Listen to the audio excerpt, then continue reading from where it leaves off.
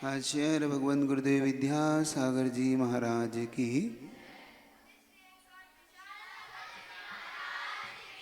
जय। जय। शुरू करो, किसको करना है?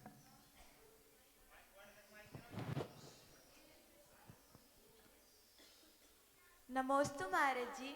महाराज जी, इंटरकास्ट मैरिज क्या होती है और क्यों नहीं करनी चाहिए? तो कास्ट मैरिज जानते हो? इंटरकास्ट का मतलब होता है जो हम जैसे वीतराग भगवान के योग्य आचरण को नहीं करता। हम जैसे देवसास गुरु को मानते हैं, हम किनको मानते हैं? वीतरागी भगवान को, वीतरागी गुरु और उनके द्वारा कहा हुआ शास्त्र। जब हमारा आचरण ही उनसे मैच नहीं खाता और जब उनसे हमारा आचरण मैच नहीं खाता तो वहाँ पर जब विवाह पद्धति सफल नहीं होती। जब हमारी विवाह पद्धति इसलिए बनाई जाती है कि किसी भी एक समाज का निर्माण होता है उससे, लेकिन जो एक विचारधारा के होते हैं, एक बुद्धि वाले होते हैं, उनके बीच में अगर संबंध हो तो ज़्यादा सफलता मिलती है। और जब इंटरकास्ट हम जाएंगे तो वहाँ ना सच्चे देव सास गुरु वीतराग भगवान कुछ नहीं मिलना हमें, है ना, क्योंकि वो हमसे भिन्न सरागी देवी देवताओं को मानते हैं। वो ना हमारी पूजन पद्धति, ना हमारी विचारधारा, ना हमारा खान पीन आचरण कुछ भी उनसे मैच नहीं करता। और जब उनसे मैच ही नहीं करेगा तो आप सुखी कभी रह पाएंगे ऐसी जगह पे? कभी आप प्रसन्न और कभी सुखी नहीं रह पाएंगे। इसलिए वहाँ पे हम नहीं कर सकते। वो उनकी कास्ट में करेंगे उन्हें लाभ होगा, हम अपनी कास्ट में करेंगे हमें लाभ होगा। पहली बात। दूसरी बात ये कि आप जिस कास्ट के हैं, मतलब हम जैन हैं, वैष्णव हैं, ब्राह्मण हैं, मुस्लिम, जो भी, इससे कोई फर्क नहीं पड़ता। लेकिन आपकी रिलेशनशिप जो भी होगा, आपका जितना भी आपके भाई बंधु होंगे, जितने भी, वो कौन होंगे? रिश्तेदार कहाँ होंगे? अपनी कास्ट में होंगे। तो जब आप एक जगह विवाह करते तो अपने योग्य उन भाई बंधुओं को, अपने संबंधियों के बीच में आपका विवाह होता है। तो आप कोई भी प्रॉब्लम में आते हैं तो वहाँ जल्दी हल हो जाती है। लेकिन आप इंटरकास्ट कर लेंगे तो वहाँ तो आपका कोई है ही नहीं, ना कोई आपके बुआ हैं, ना कोई मामा पक्ष से कोई है, ना कोई और किसी सामाजिक पक्ष से। तो आप वहाँ पर अपनी बात कैसे रखोगे? इन कारणों से इंटरकास्ट मैरिज का अपन लोग थोड़ा सा भाव नहीं करते कि हम नहीं करेंगे, क्योंकि हमें वहाँ पर अगर करना है तो फिर अपने ही जहाँ पर भाई बंधु इत्यादि हो, जिनसे हम अपना सुख दुख कह सकें, इसलिए अपने को उससे बचने का भाव रखते हैं अपन। ठीक है ना? समझ में आ गया? नमोस्तु महाराज जी। महाराज जी, मेरी जिज्ञासा यह है कि गुरुजी का आचरण तो उनकी चर्या से ही पता चलता है, लेकिन हम सब गुरुजी की शिष्या हैं। हम सब हमारे संस्कारों का परिचय किस प्रकार दें? देखो, प्रतिभा और संस्कार ये परिचय के मोहताज नहीं होते। जितनी भी प्रतिभा होती है और जो संस्कार होते हैं वो दिखाई अपने आप प्रकट देते हैं उसके करने से, आचरण से। हमें अलग से कोई भी करने की आवश्यकता पड़ती ही नहीं। कभी आप देखना, कभी आपको इसकी ज़रूरत पड़ती है कि आपको ये दिखाना पड़ता है कि मैं जैन हूँ। कैसे? आप इसको देखना, ट्रायल करके बताता हूँ। किसी भी आप रेलवे स्टेशन पे जाएंगे और आप ट्रेन में सफ़र कर रहे होंगे, तो जैसे ही आपका 6 बजे 5 बजे का अंधेरा होने को और आप टिफ़िन खोल लेते हैं, वो कह देता है ये जैन है। क्यों? क्योंकि वो ये पता है कि जैनी है जो संध्या होने से पहले भोजन कर लेता है, इसलिए वो जैन है। तुम किसी रेलवे स्टेशन पे खड़े हो जाओगे और जैसे ही तुम छन्ना लगाओगे या रुमाल से पानी छालोगे, आपके पास छन्ना नहीं होता, तो आप क्या लगाते? जल्दी से रुमाल को धोते और रुमाल को लगाते और आप पानी भरते। तो दूर से पूछ लेता कि आप जैन हैं? तो कहता हाँ। आपने कैसे पहचाना? आप पानी छान रहे थे। मतलब हमारे की हुई क्रिया से व्यक्ति समझ लेता है कि हम जैन हैं कि नहीं है। तो हमें जरूरत नहीं है कहने की, लेकिन आजकल हम लोग ऐसे हो गए हैं कि हम उसको अब अवॉइड करते हैं, हम उसे इनकार करते हैं। कि अब हमसे कोई पूछता है आप रात्रि भोजन करते हैं कि नहीं करते, तो क्या अपन क्या कहते हैं? चलता है। हम ये नहीं कहना है हमें। तो हम अगर ये चाहते हैं, जैन धर्म को अगर हम मानते हैं और जैन धर्म का हम प्रभाव ना करना चाहते हैं, तो हमें नियम से इसके कानून का पालन जरूर करना है। तीन ही तो कानून है, रात्रि भोजन त्याग, पानी छान कर पीना और मंदिर जाना। एक अच्छी चीज बताता हूँ आपको मैं। एक हम लोग यहाँ से यूपी में चातुर्मास कर रहे थे सरधना में। सरधना के यंग स्टार हम लोगों के पास आता था, पूरे नवयुवक लोग आते थे, तो उन्होंने एक बहुत अच्छी बात बताई कि उनका महाराज जी हम लोग बड़े बाबा गए थे दर्शन करने कुंडलपुर, तो हम लोगों ने दमोह से ट्रेन पकड़ी दिल्ली के लिए वापस रिटर्न के लिए। तो जैसे ही हम रात्रि का समय हम भोजन करने के लिए, हमने दिन में भोजन नहीं किया, हम लोगों ने पैकेट बनवा लिए और 9 साढ़े 9 पे हमने भोजन करना शुरू किया। लेकिन हम चूंकि हम दमोह से बैठे थे तो टीटी ने हमसे कहा कि टिकट बताओ, तो हमारे टिकट पे दमोह लिखा था। तो टीटी ने कहा आप लोग जैन हैं? तो कहा हाँ जैन है। तो आप कैसे जैन हो? जबकि वो वैष्णव था, मतलब ब्राह्मण था। तो कहा आप कैसे जैन हो और आप कैसे गुरुजी के भक्त हो, रात में भोजन कर रहे हो? देखना उसने कितनी बड़ी बात कही। उन लोग को इतनी शर्म आई, उनको इतना लगा कि हम, उनका देखो बड़े बाबा के दर्शन करने आए हो, तुम लोग जैन हो, आचार्य श्री गुरुजी को तुम मानते हो और मैं ब्राह्मण हूं, मैं भी गुरुजी को मानता हूं लेकिन रात्रि भोजन नहीं करता। मैं ब्राह्मण होकर रात्रि भोजन नहीं करता क्योंकि मैं आचार्य श्री को, मैं बड़े बाबा को मानता हूं। और तुम लोग आचार्य श्री के उस कुल में जन्मे हो, जैन कुल में जन्मे हो, बड़े बाबा को मानते हो, फिर भी तुम रात्रि भोजन करते हो। तो कहीं कहीं हमारे कारण भी हमारा जैन धर्म नीचे देखना पड़ता ना। तो बस इतना सा प्रण कर लो तुम सब कि हम घर में भले कुछ भी कर लें, लेकिन घर से बाहर निकलने के बाद तो इन कानूनों का पालन तो होगा, क्योंकि हमारे कारण ऐसा ना हो जाए कि हमारे धर्म पे कोई उंगली उठा दे, हमारे गुरुजी पे कोई उंगली उठा दे, ऐसा मत करना। तो इतना तुम लोगों से एक अपेक्षा रखता हूं कि यहाँ से जाने के बाद जब घर जाओ या किसी सफर में रहो या तुमसे कोई ये कह दे कि तुम लोग जैन हो तो रात्रि भोजन नहीं करते होगे तो तुम जल्दी खा लो, तो जल्दी खा लेना, चाहे भूख लगी हो चाहे नहीं लगी हो, लेकिन रात में मत खाना उस दिन। भले ही तुम वैसे खाना पड़ता है कभी आपको, तो याद रहेगी बात। तो अगर तुम चाहते हो कि आचार्य श्री तो अपना आचरण से सारे संसार को जैन शासन की ध्वजा को लहरा रहे हैं, अगर हम उनके इसमें कैसे लहराएंगे, तो हम भी कुछ न कुछ अच्छे कार्य करके हम जैन शासन की ध्वजा को हम भी संयोग से लहरा सकते हैं। करेंगे ना? तो समझ में आ गई कैसे करना है। और एक चीज होती है अपने पास, आपके चेहरे पे एक तिलक लगता है, पता है आपको? चेहरे पे आप जब मंदिर जाते हैं तो आप तिलक लगाते हैं। अब लड़कियां गोल लगाती हैं, लगाते हैं ना हल्का सा, वो जरूर होना चाहिए हमारे चेहरे पर। क्यों? क्योंकि ये हमारी पहचान होती है। हमें कोई भी कैसे जान लेगा? हमारे तिलक से कि तुम जैन हो कि वैष्णव हो। तो ये चीजें कुछ ऐसी चीजें हैं जिनका तुम प्रयोग अपने जीवन में करोगे तो नियम से जैन शासन की प्रभावना में शामिल हो जाओगे। अब किसको?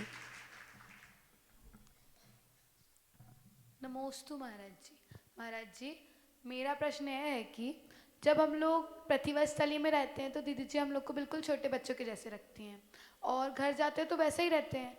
तो हम लोग को सब बड़े लोग कहते हैं कि अब तुम लोग बड़े हो गए हो, थोड़ी मैच्योरिटी लाओ, बड़कपन लाओ। तो महाराज जी, मैच्योरिटी का मतलब सही मायना में मैच्योरिटी होती क्या है और हम लोग उसको अपने अंदर कैसे ला सकते हैं? देखो, ये तो है कि जब हम कहीं भी जाते हैं तो हमसे अपेक्षाएं तो हो ही जाती है। हर व्यक्ति किसी बड़े व्यक्ति के सानिध्य में जब जब जाएगा और वहाँ से रिटर्न होगा तो हर व्यक्ति को एक अपेक्षा होती है कि तुम वहाँ से लौटे हो या वहाँ पढ़े हो या उनके सानिध्य में रहे हो तो कुछ तो आप में कुछ नयापन आना चाहिए, कुछ गेन आपका करके आए होंगे, कुछ अच्छा आचरण सीख के आए होंगे। ये सबकी अपनी नैतिक जिम्मेदारी है। और मैच्योरिटी, गंभीरता हमारे अंदर जितनी होगी, अब वो क्या है उसकी डेफिनेशन हम कैसे बनाएं? तो हम उसकी डेफिनेशन, आचार्य गुरुदेव एक चीज कहते थे, ये चाहे हम प्रतिभास्थल में पढ़े चाहे नहीं पढ़े, ये लेकिन हमारे अंदर होना चाहिए औचित्य गुण, विवेक गुण। ये सुना है कभी आपने? औचित्य गुण सुना है? विवेक गुण का नाम सुना आपने? विवेक बहुत बड़ी चीज होती है। विवेक का मतलब होता है हमें कहाँ कैसे क्या करना, कितना बोलना, कैसे हंसना, कैसे रहना, क्या करना, ये बहुत बड़ा गुण होता है। हर व्यक्ति के अंदर होना चाहिए ये गुण। ये याद रखो, चाहे हम हो चाहे आप सब हो। तो अगर आप अपनी गंभीरता को बनाए रखना चाहते हो तो उस क्षेत्र का चुनाव जरूर करो जिस क्षेत्र में तुम हो। मान लो तुम घर में हो, अब घर में मान लो कोई ऐसी बात है जहाँ पे हमें गंभीर होना है, तो वहाँ हमें गंभीर रहना है, वहाँ पे हंसी मजाक नहीं करना है। और अगर घर में माहौल हंसी मजाक का है तो हमें गंभीर नहीं होना है, वहाँ थोड़ा सा हमें हंसना बोलना है। मैंने आप सब में से बहुत से लोग को देखा, कुछ लोग यहाँ से जब निकलते हैं आप में से, तो घर में ऐसे कैद से हो जाते हैं, या तो बहुत खुल जाते हैं या बहुत कैद हो जाते हैं। वो किसी से बात ही नहीं करते, वो किसी से खुलते मिलते नहीं, किसी से जल्दी दोस्ती नहीं बनाते। कुछ लोगों की जब हम लोग घूमते हैं ना, जब बिहार करते हैं या कहीं चातुर्मास करते हैं, तो वो हमसे कहते हैं महाराज जी कि ये वहाँ पढ़ रही है लेकिन ये घुलती मिलती नहीं है कि सबसे, ये बहुत शर्माती है, बोलती नहीं। तो ये नहीं करना है आप सबको, समझ रहे हो?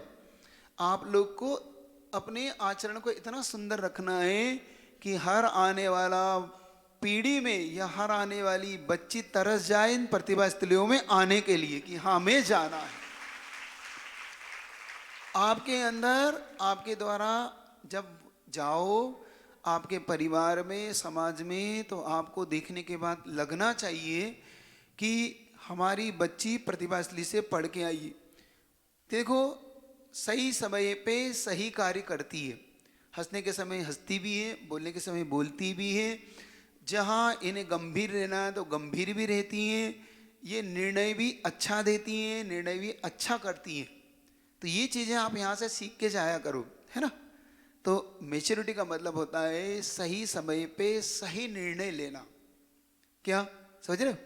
गंभीरता अच्छी होती है लेकिन हर जगह अच्छी नहीं होती। अब मान लो शादी है, अब शादी है, वहाँ पे अब तुम गंभीर हो जाओ तो कैसा लगेगा? तो बैठक में थोड़ी आए अपन बैठना समझते हो? कोई गमी हो जाती है ना, कोई मर जाता है तो वहाँ बैठने जाते हैं लोग, तो गंभीर रहते हैं एकदम। अब शादी में तो खेलना कूदना, हंसना बोलना, तो वहाँ पे तुम एकदम गंभीर हो जाओगे तो कैसा लगेगा सबको? और जहाँ गमी हुई है वहाँ पे तुम हंसने लग जाओगे तो वहाँ हंसना नहीं, वहाँ गंभीरता होना। और जहाँ हमें हंसना बोलना खेलना, वहाँ पर तो दोनों हम में होना चाहिए कलाएं, है ना। तो ना एकदम हम बंधे ना एकदम हम खुले, हम जहाँ जैसी जरूरत हो उसका नाम मैच्योरिटी होती है। मतलब हम अब समझदार हो गए, है ना।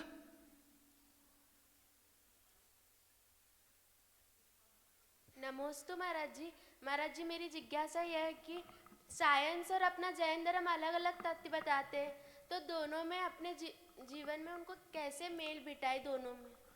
ये बात सच है कि विज्ञान अलग ढंग से है और अपना धर्म अलग ढंग से है, लेकिन हमें ये समझना होगा, हमें कसना, कसौटी, किस कसौटी जानते हो? कसौटी जिसपे सोना कसा जाता है, मतलब सोने को परखा जाता है। हम गलती क्या करते हैं, हम विज्ञान को तो कसौटी बना लेते हैं और धर्म को उस पर कसते हैं। ये गलती कभी नहीं करना। जबकि धर्म कसौटी हो और विज्ञान को कसा जाए, मतलब विज्ञान को खोजा जाए धर्म के अंदर। हम विज्ञान में धर्म ना खोजे, क्योंकि विज्ञान अभी अधूरा है, विज्ञान अभी शोध की ओर है, अभी वो प्रयोग कर रहा है, वो संपूर्ण तो नहीं है ना। साइंस अभी कितना है, अभी प्रयोगशील है, वो नई नई खोज कर रहा है। लेकिन हमारे धर्म ने पूरी खोज कर ली है।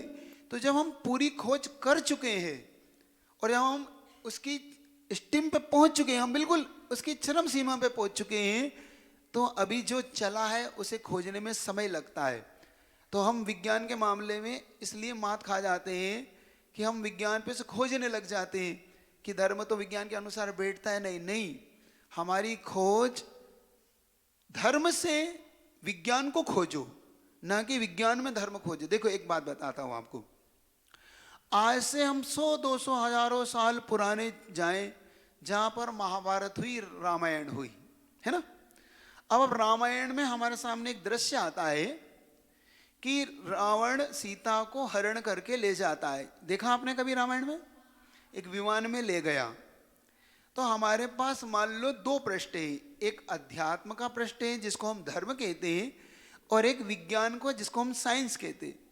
अब मान लो हमसे कोई ये कहता, आज से हजारों साल पहले जब ये हमारे पास ना हवाई जहाज थे, ना मोबाइल था, ना हमारे पास दूरदर्शन टीवी कुछ भी नहीं था, जब हमसे कोई ये कह देता कि ऐसा हुआ है कि एक व्यक्ति हुआ, वो अपने विमान में बिठा के एक महिला को ले गया अपहरण करके, तो हम क्या कहते हैं?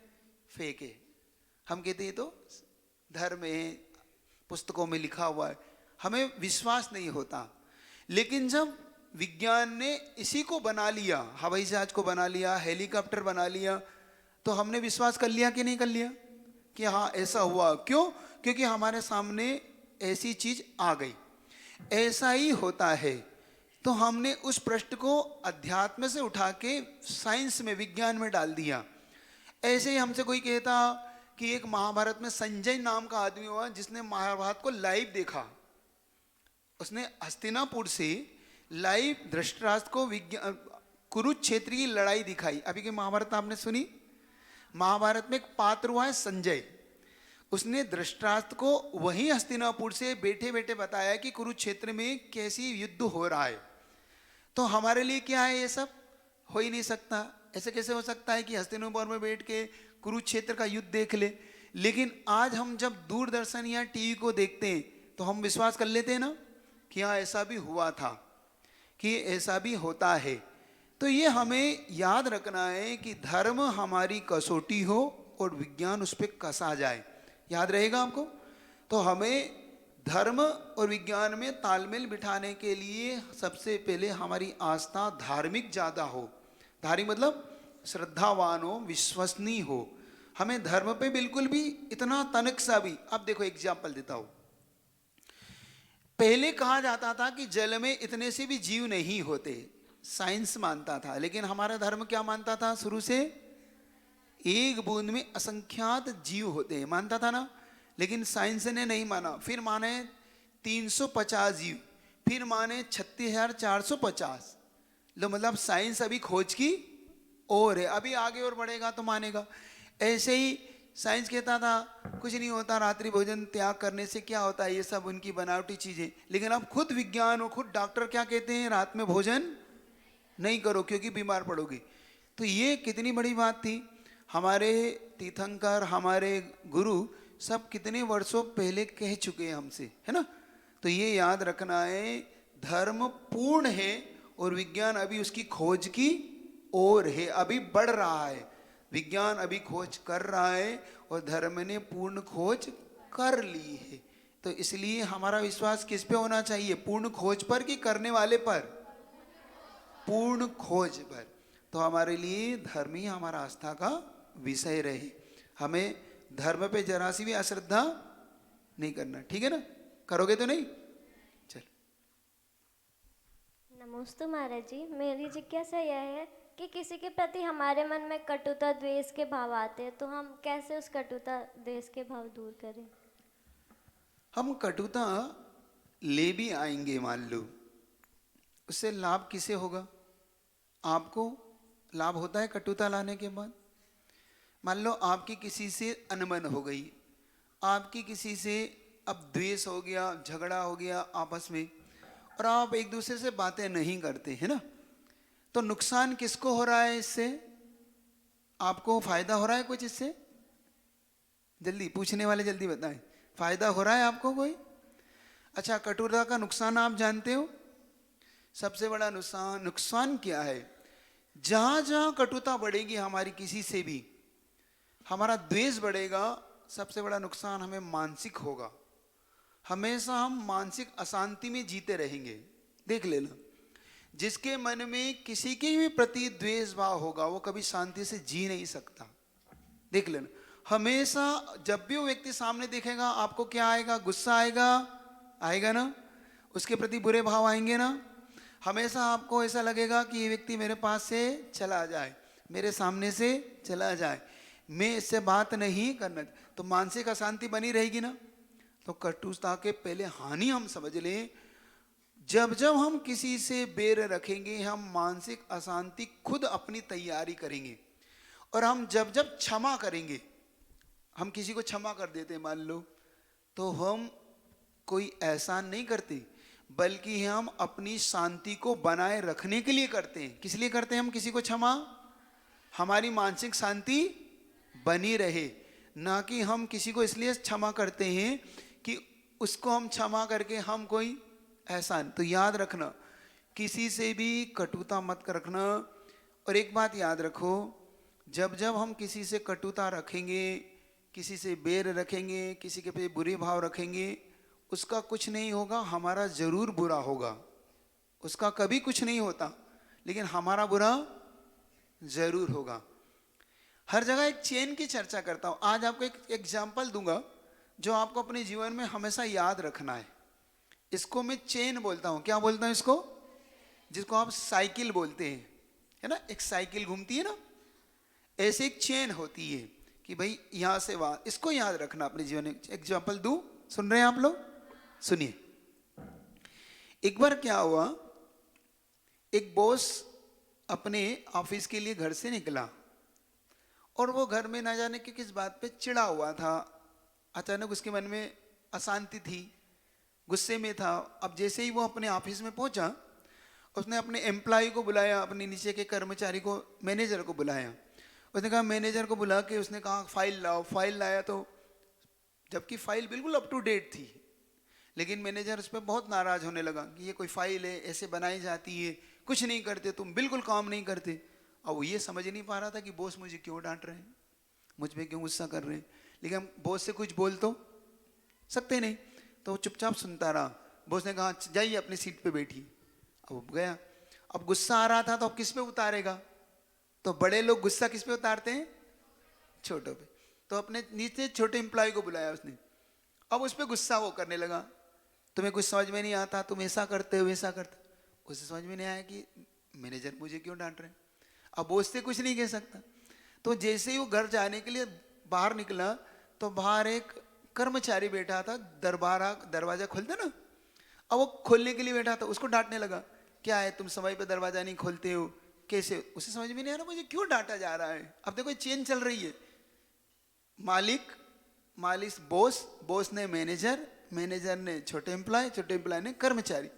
अब उस कर्मचारी ने अब घर गया। अब वो गुस्सा किस पे उतारा? तो उसने अपनी पत्नी पे उतारा। जैसे ही पत्नी ने दरवाजा खोला तो अपनी पत्नी से कहता है, क्या है, इतना आता हूँ, थका रहता हूँ, बहुत देर तक दरवाजा बजाता हूँ, तुम दरवाजा नहीं खोलती हो। तो उसने कहा, मैंने तो जैसे एक बार में दरवाजा सुना मैंने तो खोल दिया, आज क्यों नाराज है? लेकिन पत्नी बोल नहीं सकती थी। अब वो बिल्कुल गुस्से में वो आ गई। वो अंदर पहुंची और उसका बेटा टीवी देख रहा था। अब वो मम्मी किस पे उतारती है? तो उसने उठा के एक खींच के लगाया, क्या है दिन भर टीवी देखता रहता है। उसने कहा, मम्मी ने मुझे क्यों डांटा समझ में नहीं आ रहा है। अब वो बिल्कुल गुस्से में वो घर से बाहर निकला। घर से बाहर निकला तो कुत्ता घूम रहा था। अब वो किस पे गुस्सा उतारेगा? उसने एक पत्थर उठाया और कुत्ते में, अब कुत्ते को ये समझ में नहीं आया कि मुझे पत्थर, और कुत्ता वहां से दौड़ा और एक व्यक्ति घूम रहा था उसे काट लिया। पता है वो कौन था? वो था बॉस। चेन घूमकर याद रहेगा। हम किसी का भी अगर अहित करेंगे, हम किसी से भी कटुता रखेंगे, तो याद रखना वो हम पर ही घूमकर आने वाली। तो कभी भी किसी के लिए कटुता मन में आज से, कितने लोग की आपस में खटपट है? अभी तो नहीं बताओगे, ठीक है, लेकिन प्रॉमिस करो कि यहां से जाने के बाद आपकी खटपट आज से दूर हो जाएगी। चलो। नमोस्तु महाराज जी। महाराज जी, हमारी जिज्ञासा यह है। एक काम और करो ना, तुम अपना नाम और क्लास का स्टैंडर्ड बोलो। अपना नाम भी बोलो और क्लास भी बोलो। मैं कक्षा 12वीं की छात्रा हूँ। नाम है प्रतीक्षा सिंगाई। ठीक। नमोस्तु महाराज जी। महाराज जी, हमारी जिज्ञासा है कि हमारी दीदियाँ हमारे लिए इतनी मेहनत करती हैं, हम लोग भी बहुत मेहनत करते हैं, फिर भी जो कोशिश करते हैं वो फल प्राप्त नहीं हो पाता। और जिन्होंने हमारे लिए इतना कुछ किया है, अपनी खुशी को त्याग कर हमारे लिए इतना कुछ कर रहे हैं और हम उनके लिए कुछ भी नहीं कर पाते। कभी कभी मन में आता है कि रिजल्ट हमारे अनुकूल नहीं होता, पुरुषार्थ भी करते हैं तो भाग्य साथ नहीं देता, और जब भाग्य साथ देता है तो हम पुरुषार्थ नहीं करते। दो चीज़ हमारे साथ है, हमें पुरुषार्थ भी करना होगा और हमारा भाग्य भी साथ दे है हमारा, दोनों का पहले बता देता हूँ। आपके साथ आपका पुरुषार्थ तो बहुत कुछ करते हैं आप लोग, लेकिन कभी कभी हम अपने भाग्य को नहीं बनाते। और आचार्य श्री ने एक लाइन लिखी थी बहुत पहले, कभी वो मैंने एक बुक में पढ़ी थी, भाग्य हाथों की लकीरों में नहीं होता, भाग्य हाथों की लकीरों में नहीं होता, भाग्य अपने बाहुओं में होता है। बाहु समझो, जिससे हम मेहनत, तो हमारा भाग्य हमें बनाना आना चाहिए। और जिसको भाग्य बनाना आ गया वो संसार में कहीं भी चला जाएगा, उसे सब आ जाएगा। तो तुम्हारी टीचर्स, आपकी दीदियां आपके साथ मेहनत करती हैं, तो मुझे लगता है कि कहीं कहीं या तो आप उसके साथ, आप लोग सही पुरुषार्थ आप नहीं करते। कभी कभी माली सब कुछ सींचता है, पौधे को खाद भी देता है, पानी भी देता है, सूर्य भी देता है, लेकिन पौधों में कभी कभी कमी हो जाती है। अभी गुरुदेव ने एक उदाहरण दिया था, वो आपको देता हूँ। गुरुदेव ने एक प्रवचन में एक उदाहरण से शुरू किया कि एक व्यक्ति, माली ने, किसान ने पौधा लगाया, और पौधा लगाया तो वो पौधा पनप नहीं रहा था। क्यों नहीं पनप रहा था? तो उसमें वो पानी भी दे रहा था, खाद भी दे रहा था, सूर्य भी, हवा भी, सब कुछ थी, लेकिन वो बार बार अंदाजा लगा रहा था कि क्यों नहीं आ रहा है, क्यों नहीं पनप रहा।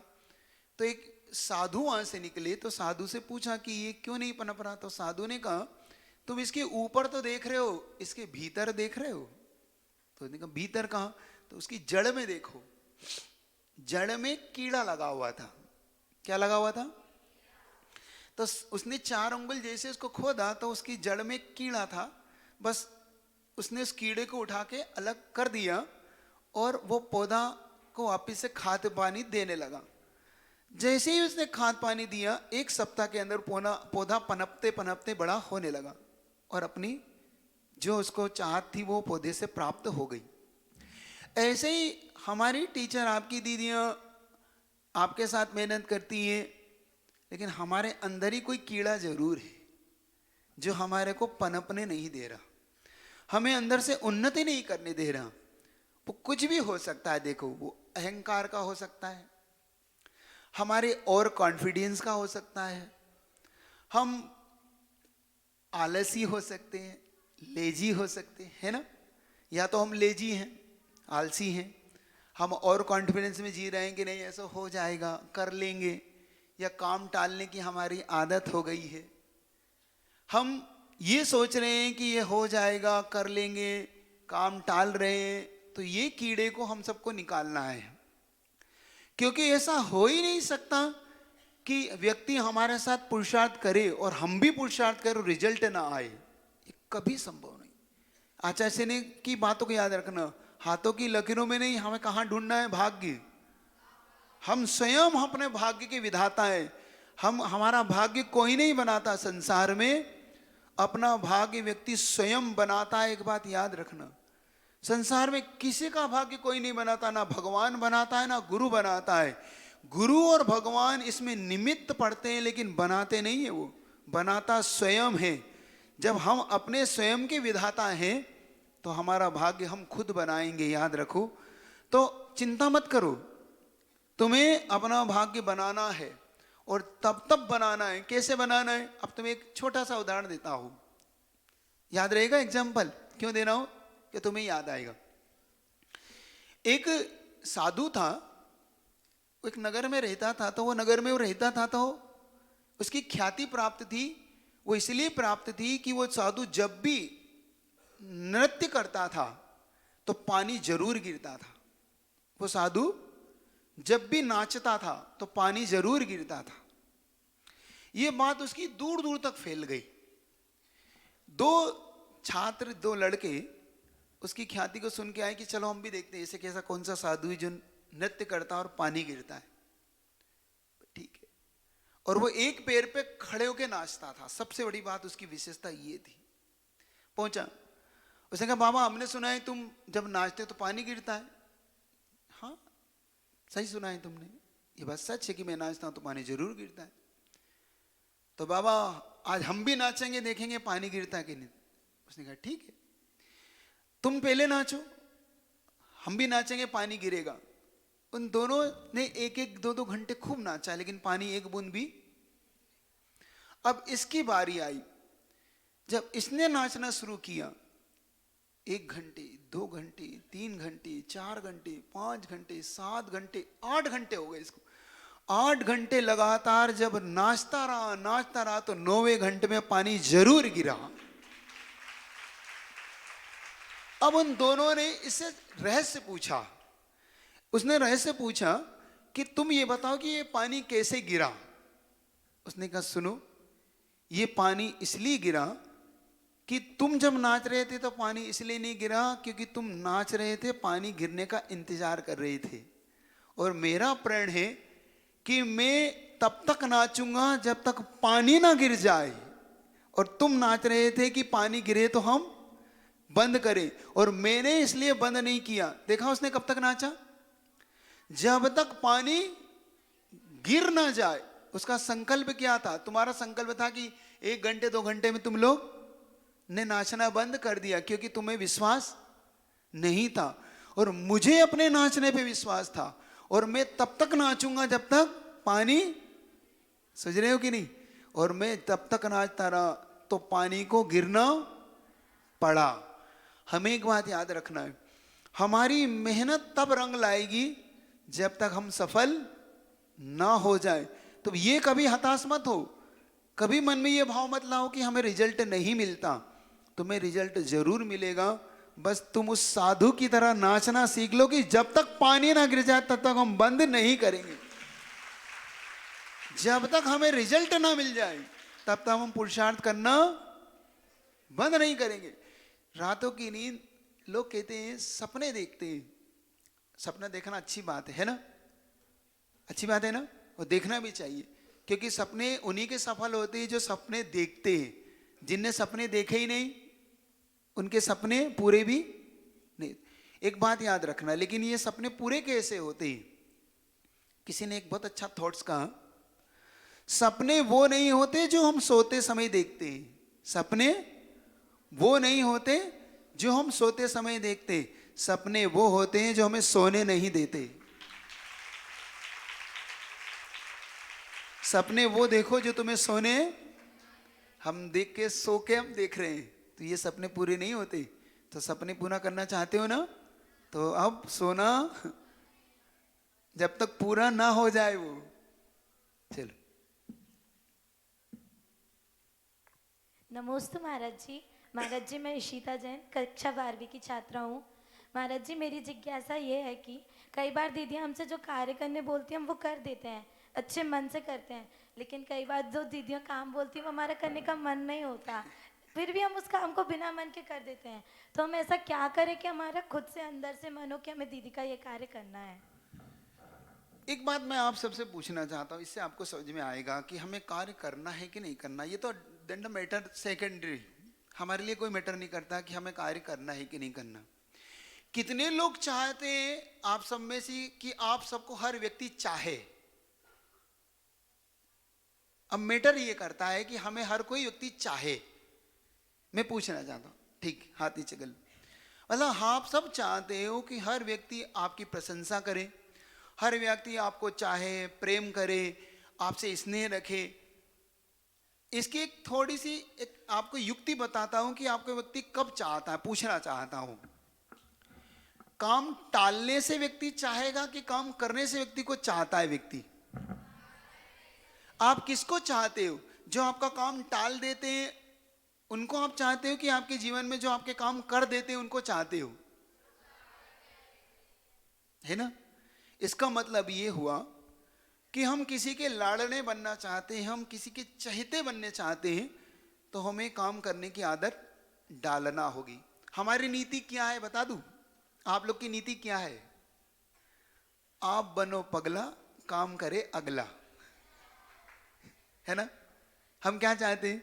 मतलब हम काम को टालना चाहते हैं, हम काम को दूसरे को कि भाई ये काम और कोई कर दे, मेरा काम और कोई कर दे, मेरी थ्योरी कोई लिख दे, मेरी जगह और कोई पढ़ ले, बस रिजल्ट मेरा आ जाए, है ना? आप सब जब जाते हो आशीर्वाद लेने आते हो, महाराज जी हमारा रिजल्ट बहुत अच्छा आए, हम लोग बहुत अच्छे नंबर लाए, हम फर्स्ट डिवीजन आए, हम स्टेट लेवल पे आए, हम, है ना? चाहते हो ना आप लोग? लेकिन आप पढ़ाई के समय पढ़ाई नहीं चाहते हम महाराज, बस हम रिजल्ट चाहते। अगर तुम रिजल्ट चाहते हो, सबके चहेते बनने चाहते हो, तो काम करना सीखो। जब जब तुम काम, क्योंकि पूछ उसी की होती है जो कुछ करता है। घर में, बाहर में, कहीं भी तुम हो, तुम देख लेना संसार में सबसे ज्यादा उसे पूछा जाता है कि ये व्यक्ति काम करता है। एक एग्जाम्पल देता हूं आपको। आपको कल मैंने एक नरेंद्र मोदी जी का एग्जाम्पल दिया था, फिर से आज उनका एग्जाम्पल देता हूं। जब नरेंद्र मोदी ना प्रधानमंत्री थे ना मुख्यमंत्री, कुछ भी नहीं थे वो, आप उनका इतिहास पढ़ोगे तो आप पाओगे कि वो एक झोला लेके घूमते थे। एक कार्यकर्ता थे आरएसएस के, राष्ट्रीय स्वयंसेवक दल के वो कार्यकर्ता थे, और वो जगह जगह प्रचार प्रसार किया करते थे। और उनका नेचर इतना अच्छा था कि काम करने में वो आलसी नहीं थे। जैसे कि मान लो मीटिंग है, तो मीटिंग के लिए दरी बिछाना, टेबलें लगाना, अपने जो बड़े लीडर हैं उनके लिए भोजन लाना, भोजन उन्हें देना, उनकी थालियां उठाना, ये तक करते थे वो। जब ये काम करते थे तो एक बार गुजरात में बहुत बड़ी मीटिंग हुई थी भाजपा की और आरएसएस वगैरह की, उसमें बड़े बड़े नेता आए थे, उसमें अटल बिहारी वाजपेयी भी आए थे, ये सब लोग आए थे। ये लोग आए तो वहां पर हर व्यक्ति कह रहा है नरेंद्र को बुला लो, क्योंकि उनका पूरा नाम था नरेंद्र मोदी, है ना? तो नरेंद्र से बोलो, नरेंद्र से पूछो भोजन कहाँ है, नरेंद्र से पूछो उनकी रहने की व्यवस्था कहाँ है, नरेंद्र से पूछो। तो अटल बिहारी वाजपेयी के कान में जब ये आवाज आई कि भाई ये नरेंद्र है कौन, हर व्यक्ति नरेंद्र नरेंद्र कर रहा है, भोजन कहाँ होगा तो हम बैठेंगे, तो तब उन्हें लगा कि सर्वश्रेष्ठ कार्यकर्ता है। जब वो मिले और मिलने के बाद वो बात वहां पर गौण हो गई, आई गई हो गई। लेकिन जब वो प्रधानमंत्री थे अटल बिहारी वाजपेयी देश के, तो गुजरात में एक दंगा हुआ था। उस समय एक सरकार गिर गई, तो उस समय भाजपा सरकार में नाम ला रहा था कि किसको मुख्यमंत्री बनाए। तब इनकी कार्य करने की शैली को देख के अटल बिहारी वाजपेयी ने कहा था कि हमें मुख्यमंत्री नरेंद्र मोदी को बनाना चाहिए। फिर नरेंद्र मोदी ने तस्वीर बदली गुजरात की। गुजरात की तस्वीर बदलते बदलते फिर जब प्रस्ताव आया कि देश का प्रधानमंत्री कौन होना चाहिए, तो बात आई नरेंद्र मोदी की। तो आज अपने लिए नरेंद्र मोदी देश के प्रधानमंत्री के रूप में मिले। एक छोटा सा कार्यकर्ता जो दरी उठाता हो, जो लोगों के सामने आने में भोजन पानी की थालियां उठाता हो, वो ऐसे ही प्रधानमंत्री नहीं बन गया। सुन रहे हो? अगर कुछ पाना चाहते हो तो कुछ करना सीखो। जिंदगी में जिसने करना सीख लिया उसने सब कुछ पाना सीख लिया, ये सूत्र है बस। तो याद रहेगा। तो हम काम को टालेंगे नहीं, हम काम को करने की आदत डालेंगे।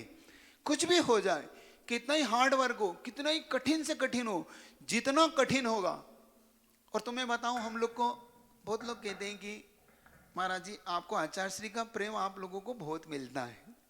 ऐसा आप लोग मानते हो ना? मानते हो कि नहीं? बहुत लोग मानते हैं ये बात कि हम आचार्य श्री का प्रेम आपको बहुत मिलता है, भले हम कितनी दूरी ने। और वास्तव में ये सच है कि हमें आचार्य श्री का प्रेम मिलता है, क्योंकि उन्होंने हमें जब जब जो काम सौंपा, जहां जहां का, कभी भी ये हमने, अब मैं तो हर शिष्य को ऐसा मानता हूं कि हर शिष्य, जो भी गुरु जी का शिष्य है, चाहे वह छोटा सा ब्रह्मचारी हो, चाहे साधु हो, चाहे आरिकाएं हो, चाहे ब्रह्मचारिणियां हो, हर साधु हर व्यक्ति उनकी हर आज्ञा का पालन करता है, मैं मानता हूँ, इसमें मैं कुछ नहीं कहता। लेकिन हमें जब से गुरुजी ने निकाला था यहीं से, तब से हम लोगों के मन में एक ही बात थी कि कभी इफ और बट नहीं करना है। हमें क्या नहीं करना है? गुरुजी की आज्ञा का पालन करने में हमें इफ बट कभी नहीं सोचना। तो हमने कभी नहीं सोचा, गुरुजी ने कहा वहाँ चले जाओ, हमने कहा ठीक है।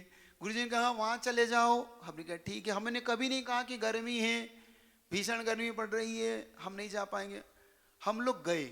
हम लोग जब सांगानेर में थे, सांगानेर से जहाँ हमें भेजा गया था हांसी, वो 350 किलोमीटर का राउंड था और हमारे पास मात्र गिने हुए दिन थे, 10 से 12 दिन। 12 दिन में हमें 350 किलोमीटर का विहार करना था। सुन रहे हो? लेकिन हमने ये नहीं कहा गुरुजी से कि गुरुजी हमारा चातुर्मास आप और कहीं करा दो, क्योंकि चातुर्मास का समय था।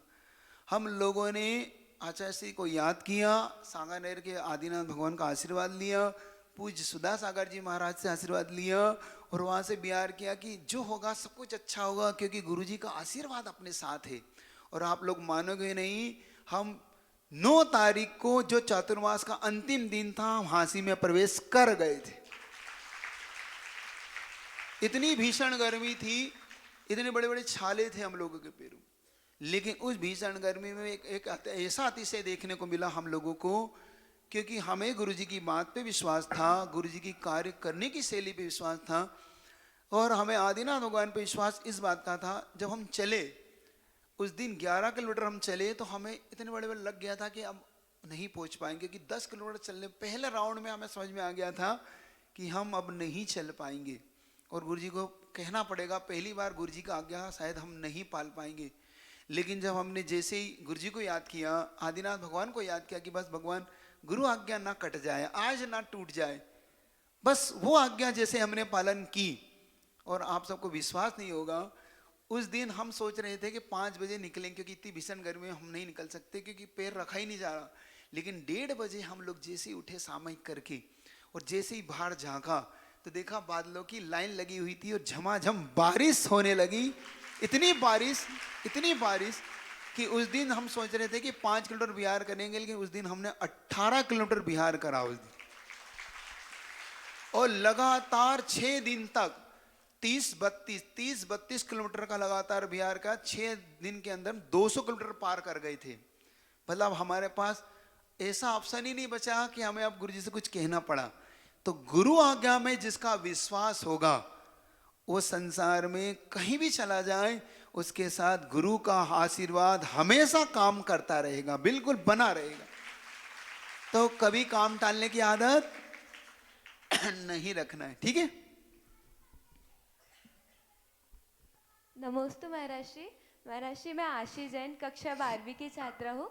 महाराज जी, मेरा प्रश्न है कि जब एग्ज़ाम्स के बाद हमारा रिजल्ट आता है तो जब किसी सब्जेक्ट में बहुत अच्छा रिजल्ट आता है तो हम बहुत खुश हो जाते हैं, लेकिन किसी सब्जेक्ट में जब अच्छा रिजल्ट नहीं आता है तो हम इतना डिमोटिवेट हो जाते हैं कि ना हमें ये याद रहता है कि हमें दूसरे सब्जेक्ट्स में अच्छे मार्क्स आए या पहले वाले टेस्ट में अच्छे मार्क्स आ चुके हैं। हम अपने मन को कहीं ना कहीं ये भी समझा लेते हैं कि नेक्स्ट टाइम और मेहनत करेंगे, लेकिन महाराज जी ये हम अपना नहीं पाते। तो हम कैसे पॉजिटिव और मोटिवेटेड दृष्टिकोण लाएं? बहुत अच्छा। एक बात याद रखो कि असफलताओं से घबराने से कुछ नहीं होता। असफलताएं या हमारा अनुभव बढ़ाती है। जरूरी नहीं कि हमें हर समय सफलता मिलेगी। हमें डिमोटिवेट होने की कोई जरूरत है ही नहीं। हमें तो हमेशा उत्साहित होने की जरूरत है, क्योंकि किसी व्यक्ति ने बहुत अच्छी बात कही कि ये बात सच है कि सफलताएं अनुभव से मिलती है। ये बात सच है कि सफलताएं अनुभव से मिलती है, लेकिन अनुभव असफलता से मिलता है, ये भी उतना ही सच है। अनुभव किससे मिलता है? असफलताओं से मिलता है। सफलताओं से अनुभव नहीं मिलता। अनुभव मिलता है जब हम असफल हो जाते हैं तो हमारा अनुभव बढ़ता है। जरूरी नहीं है कि हमेशा हमें इस प्रकार की सफलताओं मिलती रहे। नहीं, हमेशा सीखने का पुरुषार्थ करो, हमेशा छात्र बने रहो। आचार्य श्री आज भी छात्र की दृष्टिकोण से पढ़ते रहते हैं, हमेशा शिष्य की दृष्टिकोण से पढ़ते हो। कभी भी उनको ग्रंथ पढ़ते हुए देखा आपने? तो कभी भी जीवन में, तुम्हारे जीवन में, आपके जीवन में, सबके जीवन में कोई भी चीज़ ऐसी आ जाए, हताशा आने लग जाए, निराश होने लग जाओ, ऐसा लगे कि मेरा तो अब जीवन क्या होगा, हम इसमें तो बिल्कुल चले गए, नहीं, बिल्कुल हताश मत होना, क्योंकि हमसे अभी और कुछ चाहता है, वो हमसे कुछ और चाहता है। एक छोटा सा एग्जाम्पल देता हूं तुम्हें। आपने एप्पल के मालिक का नाम सुना? एप्पल कंपनी का, जिसने आईफोन को जिसने आपके सामने लाया, कौन था वो? कभी नाम कौन बताएगा? किसका जनरल नॉलेज अच्छा है? जॉब स्टीव इसका मालिक था, ठीक है? नहीं, अब तो हो गया, पहले तो अब आपको समझ में आया? जब जिस कंपनी को जिसने स्थापित किया था, समझ में आया? अब उसकी एक छोटी सी घटना आपको बताता हूं। जीवन में असफलताओं में सफलताएं कैसे पाता है व्यक्ति। उसका जन्म उसके माता पिता से जब हुआ था, तो इसके माता पिता की शादी नहीं हुई थी जब इसका जन्म हुआ था। मतलब इसकी माता पिता प्रेम करते थे लेकिन शादी नहीं, जैसे कर्ण हुआ ना, इनके यहाँ वैष्णव दर्शन में कर्ण हुआ ना, कि जो कर्ण की माँ थी कुंती का विवाह नहीं हुआ था पांडव से, लेकिन कर्ण का जन्म हो गया था बिना विवाह के ही, तो इसको इन्होंने बहा दिया था। ऐसे ही उसका जन्म भी ऐसे ही हो गया था। और जब उसे उन्होंने एक अनाथालय में डाल दिया पलने के लिए, कि अब इसको हम कैसे पालेंगे। अब नहीं समझ में आ रहा तो मैं बता दूं, लावारिस संतान जानते हो? लावारिस जिनके माता पिता हैं, बस ऐसी संतान वो। उसको जब वहां से डाला गया तो एक अनाथालय में पाला गया, और अनाथालय से एक किसान उसे अपनी गोदी ले लिया उसने, कि इसको हम पालेंगे, क्योंकि उनकी कोई संतान नहीं थी। जब वो किसान ने उसको पाला, क्योंकि किसान ज़्यादा पैसे वाला नहीं था, धनाढ्य नहीं था, तो उसे 11th तक पढ़ाया। कहाँ तक पढ़ाया उसे? 11th के बाद उसकी पढ़ाई नहीं करा पाया किसान, क्योंकि किसान ने कह दिया कि मेरे पास अभी इतना आपको, और वहाँ पर कॉलेज शुरू हो जाता था 11th, आपके 12th के बाद होता है, वहाँ पर 11th के बाद हो जाता था। अब क्या किया जाए, कैसे करें? उसने वहाँ से अपने बल पर एक कंपनी रखी, उसने खुद की पढ़ाई शुरू रखी, अपने बल पे पढ़ा, कॉलेज तो नहीं पढ़ पाया लेकिन कुछ अलग सिस्टम से उसने अपनी जीवन को ढाला। और 3-4 पार्टनरों ने मिलके एप्पल कंपनी की नींव रखी थी। कहाँ पर मालूम? गैरेज के अंदर। गैरेज जानते हो, जहाँ गाड़ियाँ रखते, वहाँ से इस एप्पल कंपनी की शुरुआत हुई थी। धीरे धीरे एप्पल कंपनी कुछ सालों में, 10 साल के अंदर कम से कम $8-9 मिलियन की कंपनी हो गई धीरे धीरे। फिर इनके ही पार्टनर ने इन्हें बाहर कर दिया। देखो असफलताएं क्या होती है। कहाँ जन्मा, मेहनत की, $10 मिलियन की कंपनी, और कंपनी के इनके ही पार्टनर इसे बाहर कर दिया। बाद में इसने निर्णय लिया कि मैं छोड़ दूं इस देश को, नहीं, फिर उसने मन बनाया कि नहीं, मैं फिर से करूंगा, और इसने नई कंपनी स्थापित की। और इस कंपनी का ये रिजल्ट आया कि उस कंपनी ने एप्पल को पुनः खरीद लिया। एप्पल जिस कंपनी को निकाला गया था, उसी कंपनी को इसने हायर कर लिया, और बाद में इतनी बड़ी कंपनी बन गई कि आज हर व्यक्ति एप्पल को पाने के लिए तरसता है ना। आप लोग भी चाहते हो है ना? तो ये बात समझ लो, असफलताओं में कभी भी डरना, सफलताएं उन्हीं हाथ लगती हैं जो असफलताओं में जीना सीख गए हों। असफलताओं से कभी नहीं डरना। जीवन के ये सीढ़ियां हैं, जीवन में कभी कभी ऊंचा नीचा होता है। एक बहुत अच्छा चीज बताता हूं आपको। आपने ईसीजी देखा? आपने कभी कितने लोग देखा है? हार्ट कहीं ईसीजी होती है तो देखा आपने? अच्छा, उसमें जब अप और डाउन होता है, आपने देखा? ऐसी अप डाउन होती रहती लाइनें। इसका क्या संकेत है? व्यक्ति अभी जिंदा है। जब ऊपर नीचे होती है तो हम अपनी ये जिंदगी जिंदा है, और जब वो लाइन ऐसी हो जाती है इसका मतलब क्या है? व्यक्ति चला गया। जीवन यही है। जब हमारा जीवन ऊपर नीचे हो रहा हो तो समझना हम अभी, और जीवन ऐसा हो जाए तो, समझ रहे हो कि नहीं? तो कभी जीवन में सफलताएं, कभी जीवन में असफलताएं मिलती रहे, समझना अभी हमें प्रमाण नहीं देना है किसी चीज का, तो घबराना हमें। ये चीजें होती हैं, घबराओ नहीं।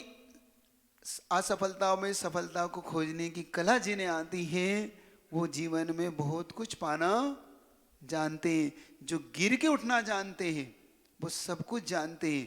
तुम घबराओ नहीं कि हम भटक गए, हमें कुछ नहीं मिल रहा, तो अब घबराओगे तो नहीं ना?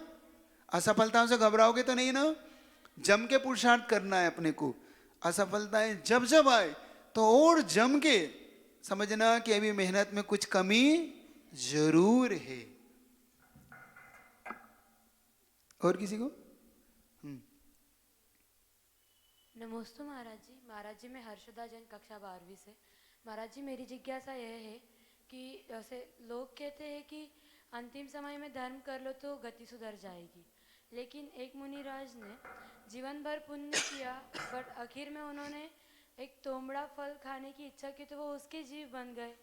और कोई व्यक्ति जीवन भर मतलब मांस वगैरह खाता है, लेकिन अंत समय में वो कुछ अच्छा कर लेता है तो उसकी गति सुधर जाती है। तो ऐसा क्यों कि मतलब जिसने पुण्य किया जीवन भर उसको फिर भी जीव बनना पड़ा, और जिसने जीवों की हत्या की और अंत समय में उसने अच्छा किया फिर भी उसकी गति सुधर गई, ऐसा क्यों होता है महाराज? एक बात, प्रश्न तो बहुत अच्छा है। सबको प्रश्न समझ में आया ना? प्रश्न तो बहुत ही अच्छा है। एक बात ये याद रखो, जब हम कॉन्फिडेंस लेवल हमारा जब बड़ा हुआ होता है, हम और कॉन्फिडेंस में अगर चले जाते हैं तो वहां से हम फिसल जाते हैं, हम गिर जाते हैं। साधु हो चाहे श्रावक हो, हर व्यक्ति को उस अंतिम क्षणों में सतर्क होने की जरूरत है जहां से उसे मंजिल मिलना होती है। हम कहाँ फिसलते हैं? हम चढ़ते समय फिसलते हैं कि गिरते हैं? अपन नीचे उतरते समय फिसलते हैं, चढ़ते समय नहीं फिसलते कभी भी। हम गिरते हैं नीचे उतरते समय, क्योंकि हम समझने लग जाते हैं कि हमारा काम अब। कभी कभी साधु भी जीवन में, साधु के जीवन में भी कुछ ऐसी घटनाएं घट जाती हैं। आपने ये कहा कि भाई एक छोटा सा तुमड़ा फल, जो खरबूज, जो भी वहां पे खरबूज शब्द आता है, कि उसकी सुगंध उन मुनि महाराज की समाधि जब संलेखना चल रही थी तो उनके अंदर वो भाव आ गया कि मैं इसको खा लूं, और उसका परिणाम हुआ कि वो संलेखना बिगड़ गई, और कहते हैं उसी के वो कीड़े बन गए। ऐसा आगम में कथना थी। दूसरी आती भील की घटना। जिस भील ने जीवन भर मांस खाया, लेकिन अंतिम क्षणों में जिसने भील ने मांस का त्याग किया तो वो स्वर्ग चला गया।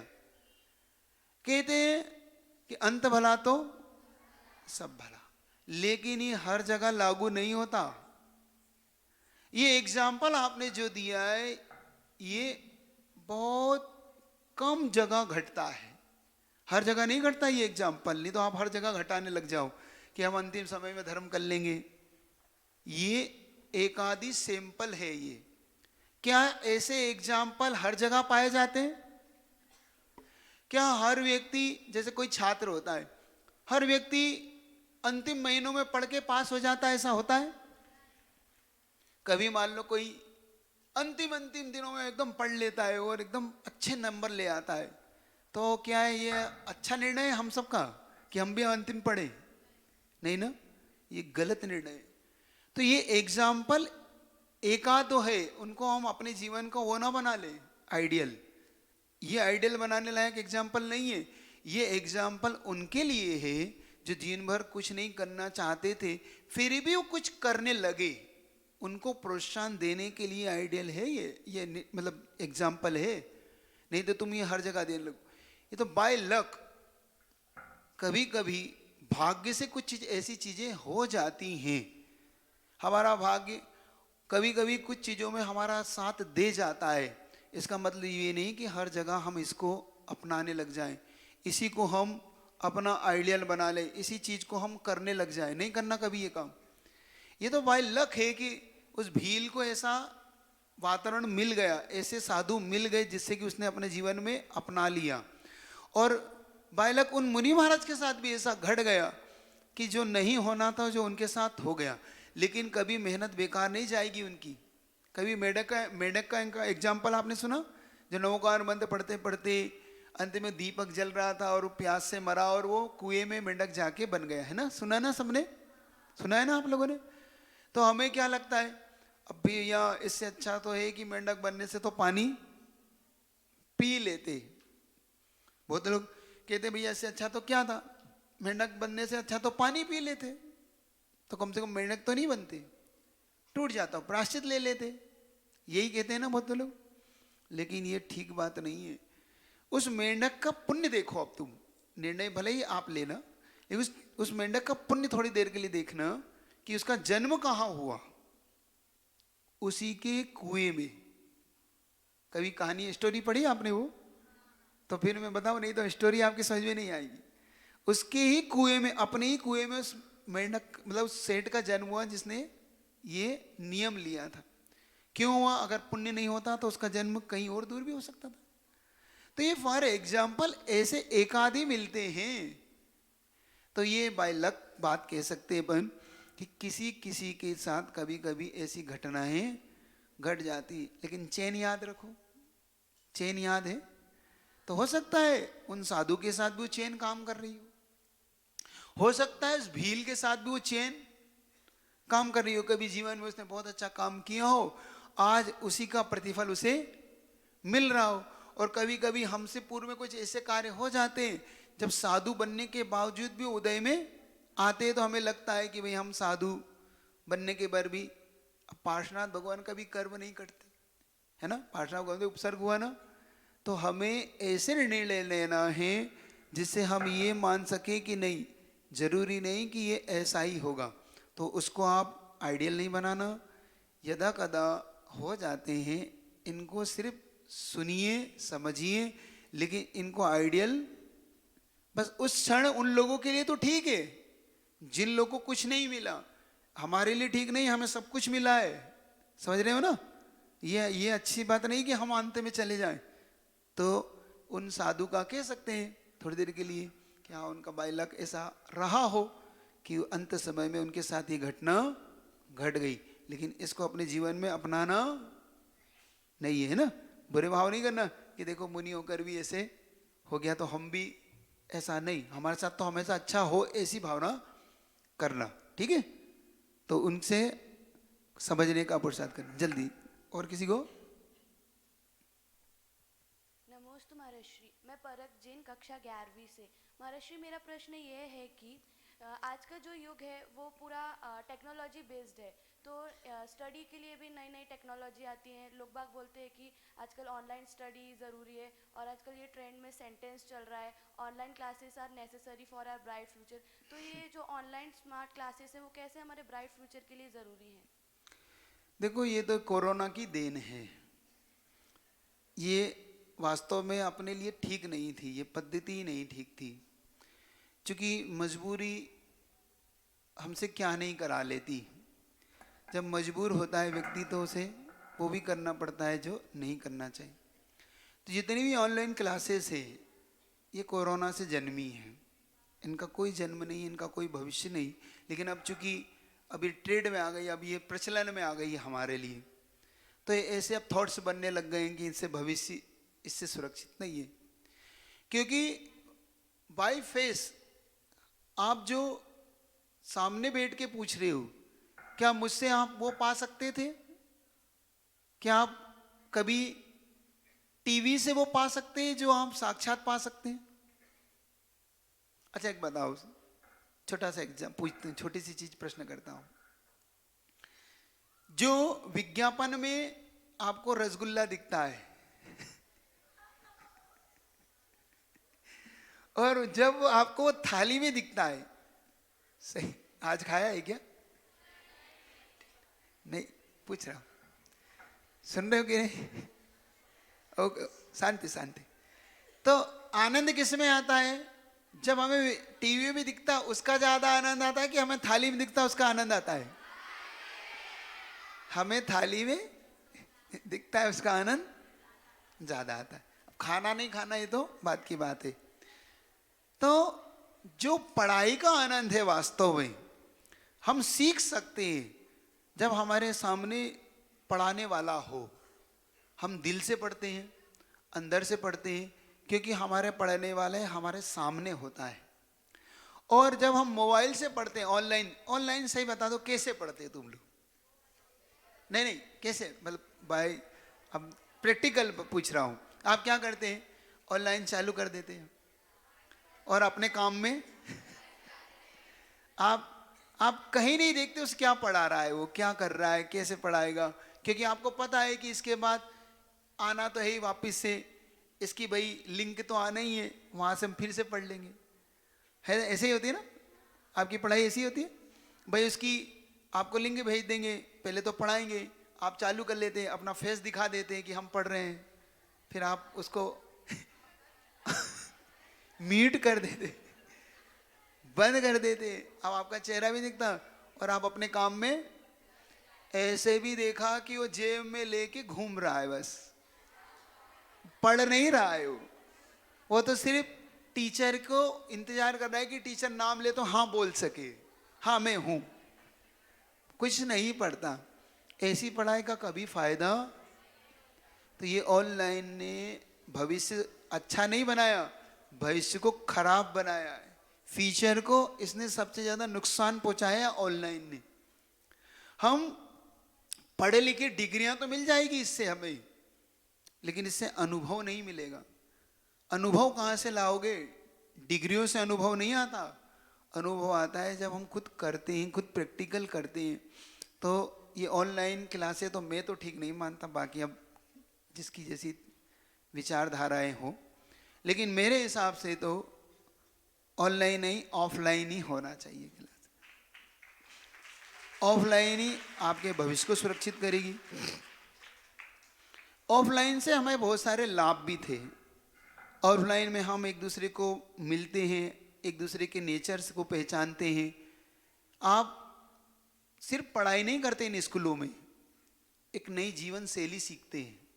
जब स्कूलों में आते हो तो आप हर तरीके की शिक्षाओं को लेते हो, जीवन को हर अच्छे ढंग से जीना सीखते हो, क्योंकि हर व्यक्ति का नेचर अलग अलग होता है। उसका नेचर आपके नेचर से मैच नहीं करता, लेकिन हर व्यक्ति के अंदर एक खासियत जरूर होती है। एक बात अच्छी चीज आपसे कहना चाह रहा हूं आप सबसे, लाख बुराइयां हो व्यक्ति में, लेकिन एक खासियत हर व्यक्ति में होती है। हर व्यक्ति कुछ ना कुछ पर्सनैलिटी को लेके होता है। उसकी खासियत पे जाना, उसकी अच्छाइयों पे जाना। जीवन में अगर सीखना है तुम्हें तो हर व्यक्ति से सीख सकते हो, और नफरत करना है तो हर व्यक्ति से कर सकते हो। ये डिपेंड करता है हमारी थिंकिंग पर, हमारी दृष्टिकोण पर।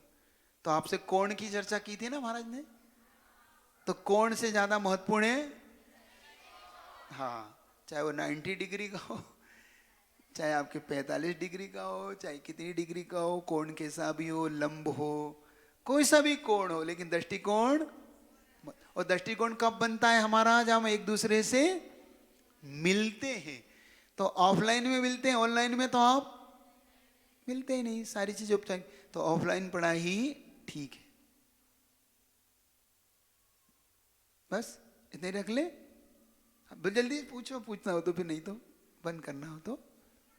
नमोस्तु महाराज जी, मैं प्रांजल कानड़ कक्षा 9वीं की छात्रा हूँ। मेरा प्रश्न ये है कि कभी कभी हम सबके साथ रहकर भी बहुत अकेला महसूस करते हैं, बहुत दुखी महसूस करते हैं, तो उस समय क्या करें? वो क्यों करते हैं, पहले इसको खोजो। हम दुखी हो जाते हैं क्योंकि हम भूत में खो जाते हैं। भूत जानते हो, पास्ट में नहीं तो जब हम पास्ट में चले जाते हैं, एक बात सबको लिए कह रहा हूं, पास्ट को पीछे छोड़ दो, उसको पीछे, चूंकि वो पास्ट ही बता रहा है कि ये पीछे रह गया है।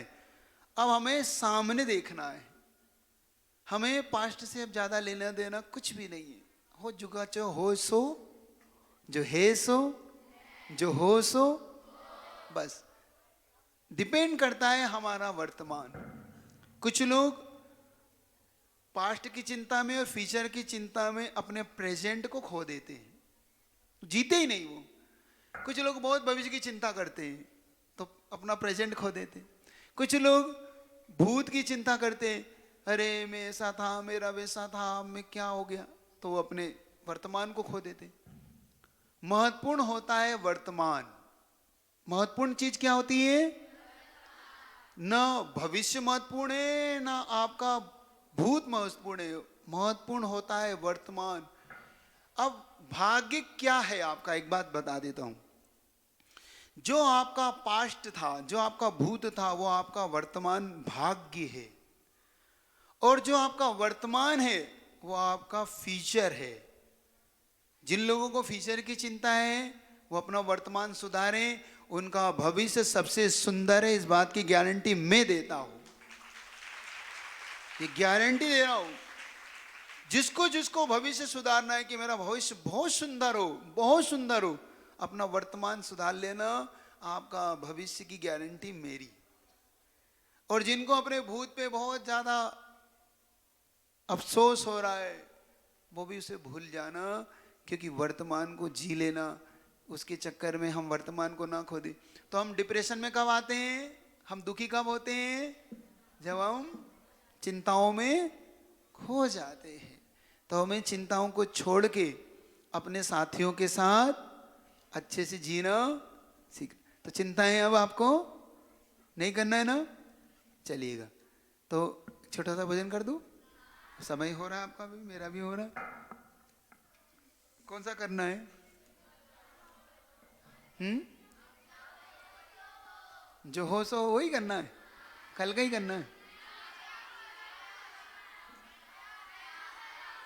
नया करना है।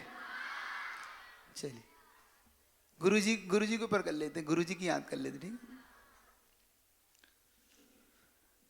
या धर्म के लिए कर लेते, जो सब करना चल लेते। चलो समय रहा तो दूसरा भी करूंगा, नहीं तो एक करूंगा, ठीक है? ठीक। धर्म ही सच्चा साथी है, जैसे दीपक बाती है। धर्म ही जैसे दीपक बाती है, छूटे ना धर्म शरण ओ आत्मा, छूटे ना धर्म शरण ओ आत्मा। ये दुनिया एक सपना है, यहाँ ना कोई अपना है। ये दुनिया यहाँ न कोई अपना है, छूटे ना धर्म शरण ओ आत्मा, छूटे ना धर्म शरण ओ आत्मा। किसी को मिलती हैं खुशियाँ, किसी को मिलते गम ही गम, किसी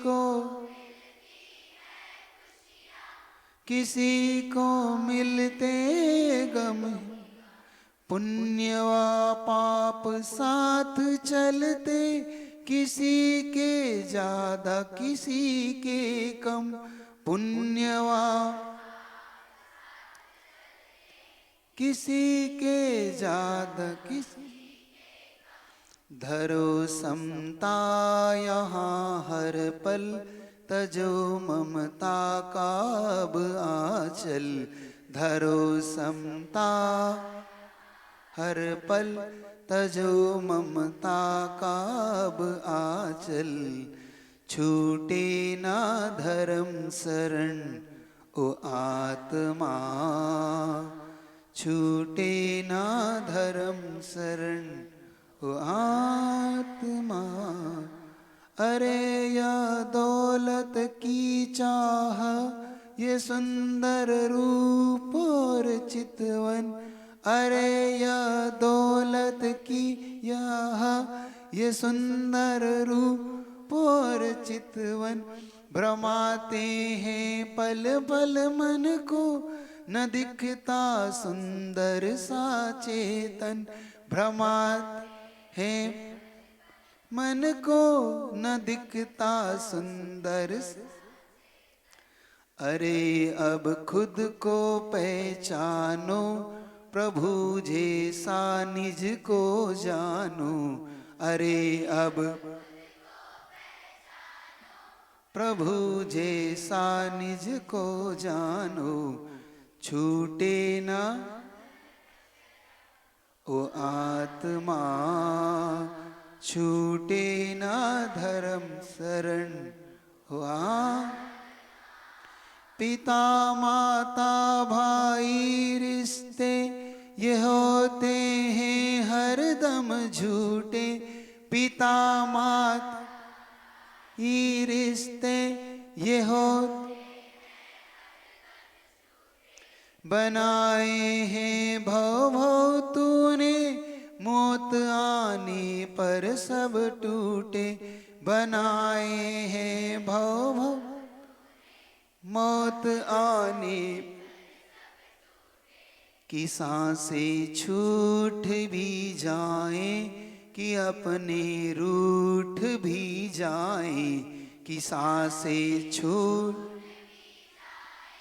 कि अपने छूटे ना धर्म शरण ओ आत्मा, छूटे ना धर्म शरण ओ आत्मा। गुरु समझा रहे सबको, ये दुनिया आनी जानी है, गुरु समझ ये दुनिया आनी, निजातम को पाले निज में, यही एक तेरी कहानी है, निजातम को